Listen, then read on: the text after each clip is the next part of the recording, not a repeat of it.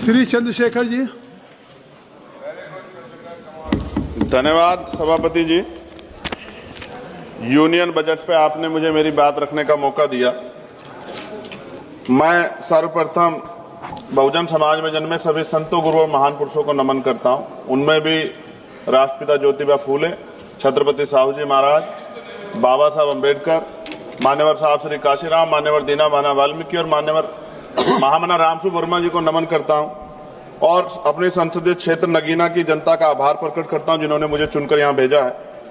सभापति जी, बजट केवल एक आर्थिक दस्तावेज नहीं होता, बल्कि ये सरकार की सोच, संवेदनशीलता और सामाजिक प्रतिबद्धता का प्रतिबिंब होता है। बजट यह तय करता है कि देश का विकास समावेशी होगा या चुनिंदा और सत्ता में बैठे लोग सबको साथ लेकर चलना चाहते हैं, कुछ लोगों को पीछे छोड़ देना चाहते हैं।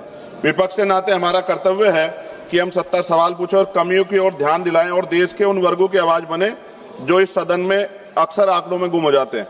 लेकिन माननीय अध्यक्ष महोदय, असली सवाल यही से शुरू होता है, क्या ये बजट देश के गरीब, पिछड़े, दलित, आदिवासी, ओबीसी, अल्पसंख्यक और वंचित वर्गों की वास्तविक जरूरतों को समझता है, नहीं समझता है। मान्यवर, इस बजट में आर्थिक विकास की बातें अधिक हैं, लेकिन सामाजिक न्याय की आत्मा कमजोर। माननीय अध्यक्ष जी, सभापति जी, आज देश की सबसे बड़ी संकट बेरोजगारी। हर साल लगभग 1 करोड़ युवा रोजगार बाजार में आते हैं, लेकिन अस्थायी और सम्मानजनक नौकरियां और संपादन पैदा नहीं हो रही। इस बजट में स्किलिंग की बात की गई है, लेकिन स्किलिंग के बाद जॉब की गारंटी नहीं है। विशेष रूप से SC, ST और OBC समुदाय के युवाओं के लिए कोई अलग से लक्षित रोजगार योजना नहीं दिखाई देती है।